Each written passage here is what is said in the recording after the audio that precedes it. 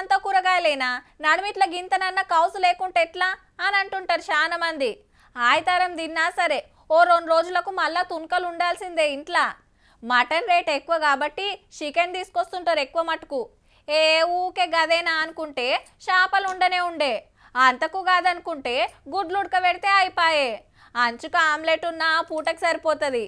ఇప్పుడు గీ తిండి ముచ్చట ఎందుకంటే ఆకలైతే బువ్వ కూరలకు బదులు బిర్యానీ దిక్కు చూస్తోలే బగ్గున్నారు దేశంలో. ఈ ఏడు 9,30,00,000 బిర్యానీ ప్యాకెట్లు బిరుగా గుమ్మేసిండ్రంటే చూడుర్రిగా. ఆన్లైన్ లో తిండి ఆర్డర్ చేస్తే ఇంటికి తీసుకొచ్చి ఇచ్చే స్విగ్గీ కంపెనీ వాళ్ళే చెప్పిండ్రు గీ లెక్క. నిమిషానికి 194 ఆర్డర్లు వచ్చినాయట. మళ్ళా ఆ పూట వండుకునే తీరువాటం లేకున్నా, ఇంట్లో వండిన కూరలు నచ్చకున్నా, చుట్టాలు దోస్తులు వచ్చినా ఫోన్ తెరవాలి, ఆర్డర్ పెట్టాలి. దుకాణం పోయి చికెన్ తెచ్చి వండుడేందుకు, ప్లేట్లు కట్టుకొని కూర్చుంటే చాలు, సార్ గరం గరం బిర్యానీ అని కాలింగ్ బెల్ కొడతారు. మంచిగా నిమ్మకాయ పిండుకొని తలుగుడే. ఇక ఎన్ని వెరైటీలు ఉన్నా దమ్ బిర్యానీ ఎక్కువ కాయిస్ చేస్తారు, చికెన్ బిర్యానీ ఎక్కువ తింటారు. ఛాయలు కూడా తక్కువేం కాదు. 2,90,00,000 కప్పులు చూరేసిరట. పొద్దుకు 4 మాటలు తాగుతారా కొందరు.